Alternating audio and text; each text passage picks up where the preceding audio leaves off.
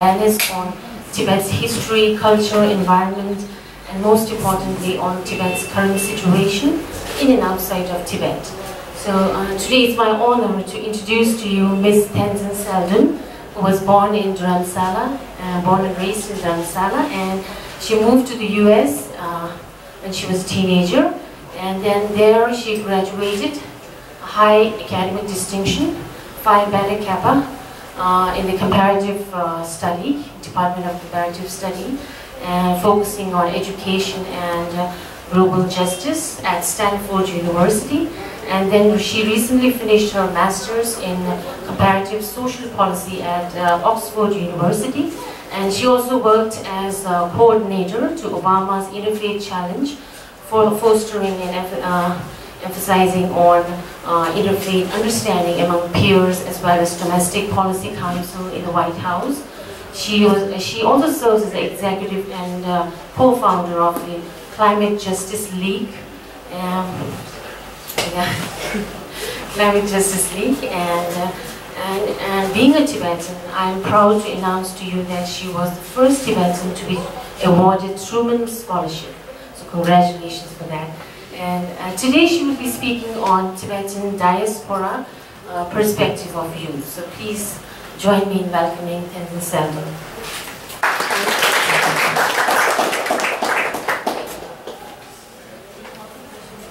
Can everyone hear me fine? Or do I need to use this mic? Can you hear me fine? Yeah, okay, great. So thank you so much to Denla for that introduction, and for Dashila and all of the staff members at the museum for allowing me this opportunity to speak here today. I very much so greatly appreciate it. I think this is an incredibly important topic, and one that has not gotten enough attention, which is the perspective of the youth in our Tibetan diaspora. And today I was asked to speak in English, so I've prepared something this week, although I must say that because of the haziness of everything, I wasn't able to have ample time to prepare. So I'm going to start with talking about the role of youth in our international community. I had the privilege of working with the United Nations, and I'm going to be working with Palestinian and Israeli youth in few weeks.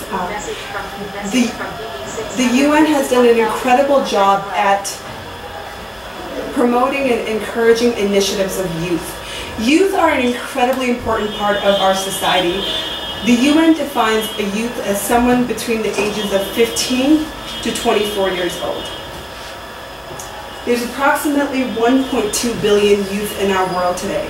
So that makes up an 18% of our population, and within that 18%, 62% of the youth live in Asia.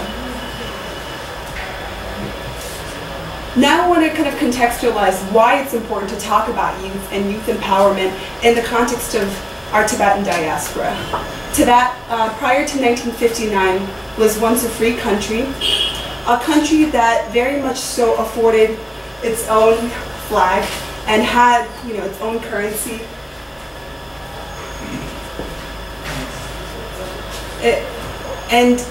After 1959, that really marked a period of destruction for our Tibetan people. Can you please? Sorry, it's a little bit of difficulty.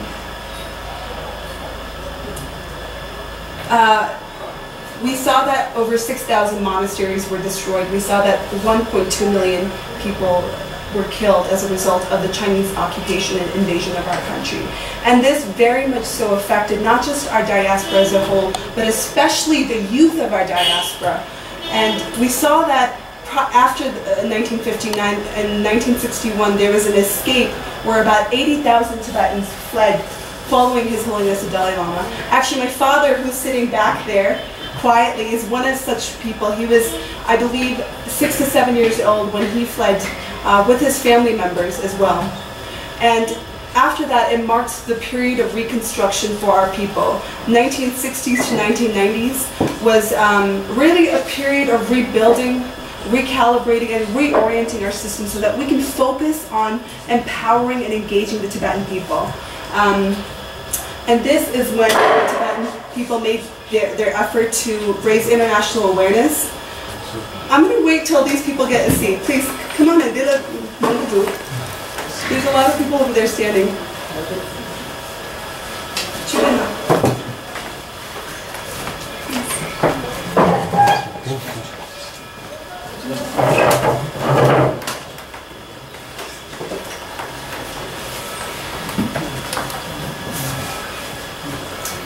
So 1960s to 1990s was a period of reconstruction where political institutions was set up by His Holiness the Dalai Lama, the Kashag was set up, the Tibetan education systems were set up, as well as what we call now the Central Tibetan Administration.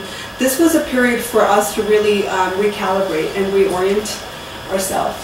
If you look at the refugee community that it stands today, this is the population that I will be talking about today. My presentation really focuses on these people. And that is the total of the 150,000 Tibetans that we have in total in our diaspora, of which 120 refugees remain in India today. So majority of the Tibetan refugees are still here, very much so vibrantly and powerfully taking on and preserving our culture and our heritage. The rest, 30,000 of whom live in Nepal, Bhutan, Europe, and also America, primarily North America, although there are some in Latin America as well. We've often been depicted as the model refugee community. If you look at our neighbors, and if you look at other refugee communities, including the Hmong, Vietnamese, and Palestinians, the Tibetan refugees have done far more in terms of building real institutions and infrastructures. However, that does not mean the voices of the youth is always heard. If you look at the percentage that make up the youth in our Tibetan community, it's actually quite similar to what makes up the UN population of the youth. That the UN did a survey on, which is 62% of our current diaspora population consists of people who identify themselves as youth, which is people who are younger than 34.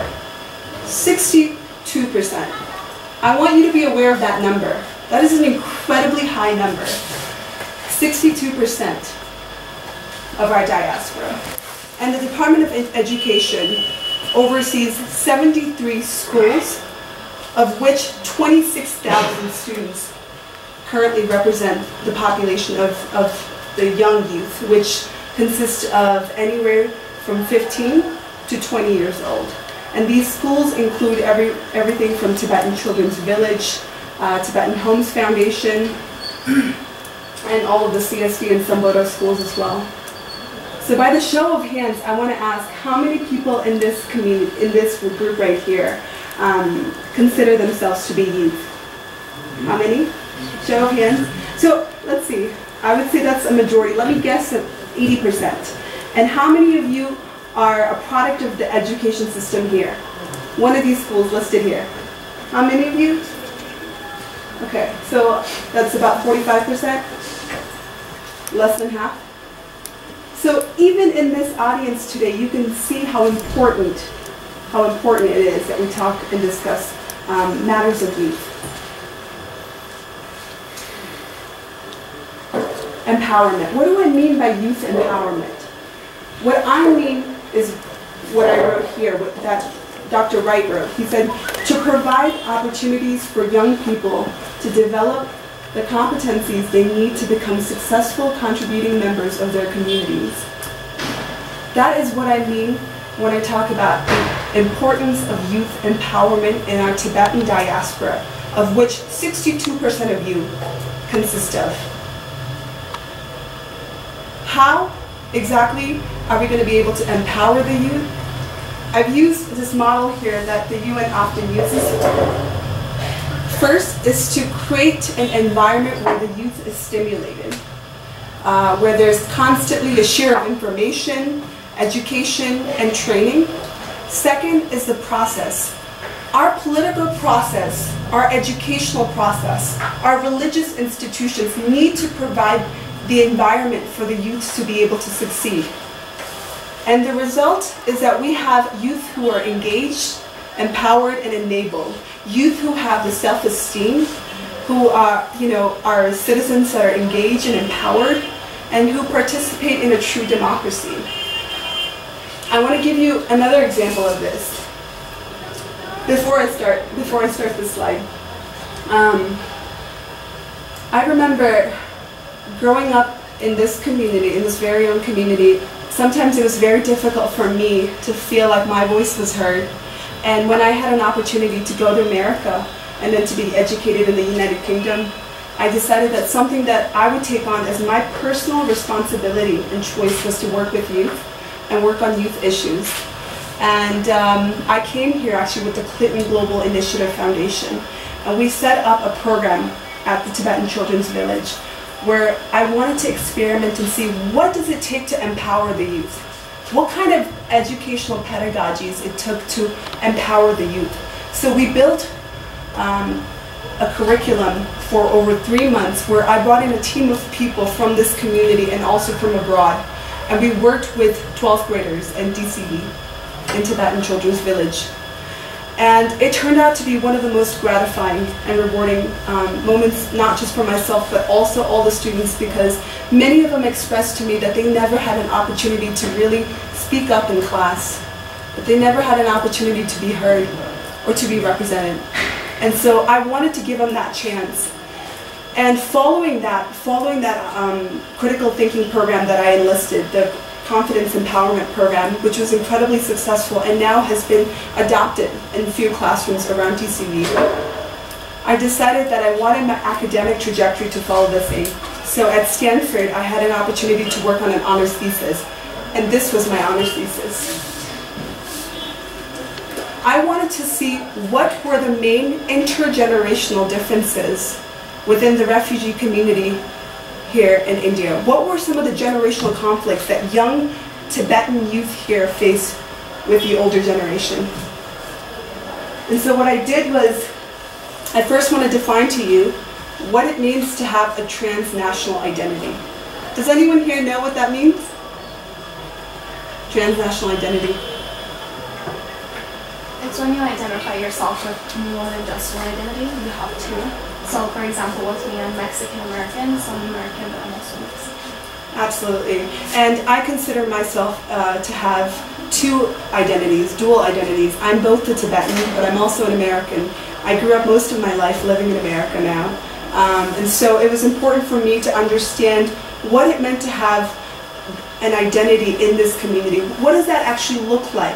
And how does a youth perceive that identity? So what I did for my research was I took these methods. I had a qualitative research, which means that it was all interview and focus group based. And I did it with the community partners. So I worked with the Department of Education because I wanted to tell the Department of Education how important it was for them to work with youth directly. And so we got together a group of 30 individuals and we did focus group interviews. And so these were the two generation definitions that youth here, people here randomly identified. They said that they feel 35 and below they consider youth, and 60 and above they consider old. So I took these two self-identified prescriptions and I did the following.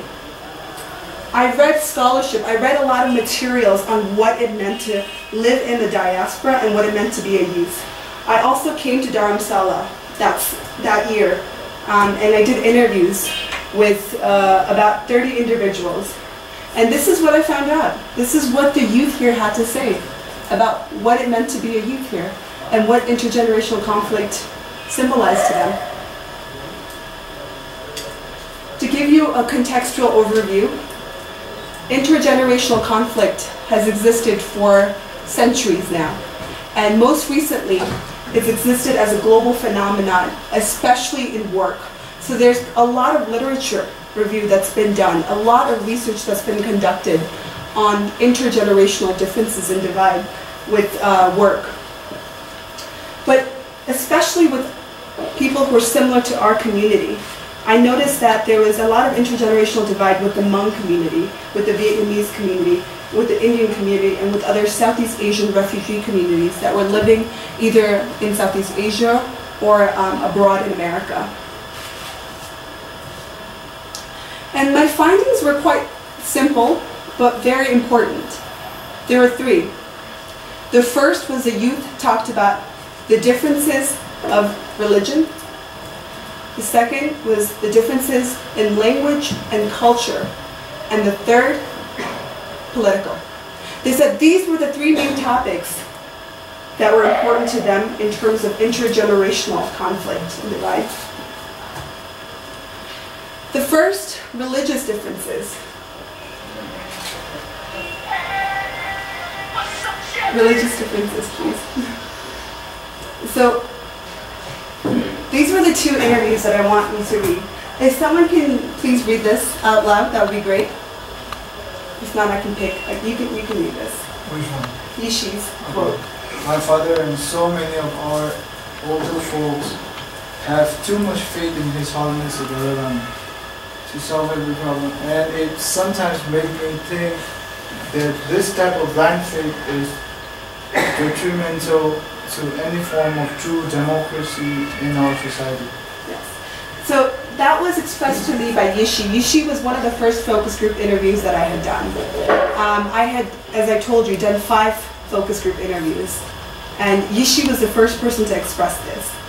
But he was not the only one. 15 other youth also said, yes, we think that is an issue. And the second quote is by Doma. I would like to say that these names have all been changed for the purpose of this. So if you could read Doma's quote. Yes, we students don't agree with this type of blind faith. We have our own opinions. So, as you can tell, the analysis that one can infer from this is that oftentimes the youth felt that, especially with the older generation, that there was a type of blind faith that existed with their grandparents or with even their parents that they did not harbor and believe in. And they were trying to make meaning of this. They were trying to understand this. And they were saying that somehow, implicitly, there is something wrong about it because this is how we feel. And we feel that religious differences such as this is stifling to our democracy. Yishi actually used the word detrimental to form of true democracy. So, if you can please go back.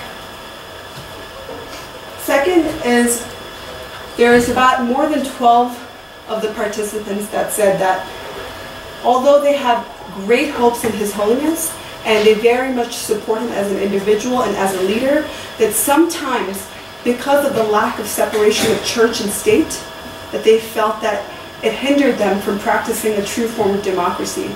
Some of them even privately expressed to me concerns that if I shared this with anyone in their name, that they would be marginalized. So as you can tell, there is some fear there that is real and that's tangible. The second difference that the youth talked about was language and culture. I asked all of my youth participants, I said, who are some of your role models? And everyone pretty much said His Holiness, so I didn't write that. But some of the names that I was fascinated by was Michael Jackson and Justin Bieber. I said, do you look up to them or are they your role models? Because that's a difference. And many of them said like what they were able to achieve, they believed that in many ways they were our role models.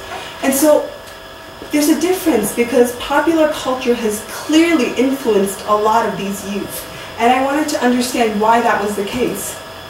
So I asked them, how does this, the fact that you listen to Justin Bieber, how does this affect generational divide? And the one thing that they constantly said to me was that it was getting very difficult to speak and to communicate with the elder generation.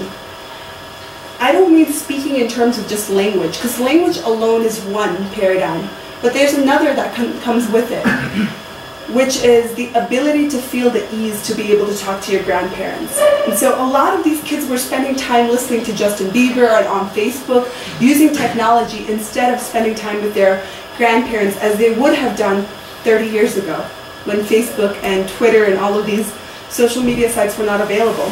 So you could change how slowly but rapidly it is changing the dynamic of the generations in our community. The political difference was the third category. And this was one that I wanted to focus on. So I really want you to pay close attention to this. One of the participants said this. If anyone can read this, how about you, Sharonda? Can you read this? I have no way to express myself, and there are no many leaders in our community who represent my ideas. We can't change anything either. Of the 30 participants I asked about political differences with their older generation, every single one of them said that they felt political disenfranchisement. Every one of my randomly selected participants said that. And I asked myself, why is that the case? Why have people said this and along these lines? And time again, they came to two things. One was lack of political representation of youth in our government. And second, they talked about this constant battle and, dilemma that they had of choosing two paths that were so important to the future of their destinies, which was freedom versus autonomy.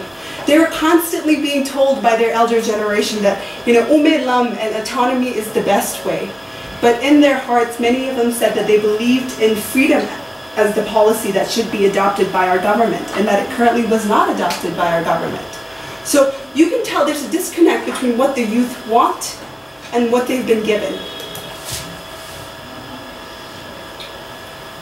And this was another important theme that came up. When I talked about political governance, some of the youth, half of them mentioned that they believed that democracy could truly be practiced when there's a separation of church and state. And at that time, His Holiness had not devolved his political power, so he still retained most of the power. So they were saying that that is a conflict to governance. That is a conflict to democracy. And so those were the findings that I had made. And I'm thinking, oh my God, this is my undergraduate research. I'm 19 years old, 19. What am I going to do with this information?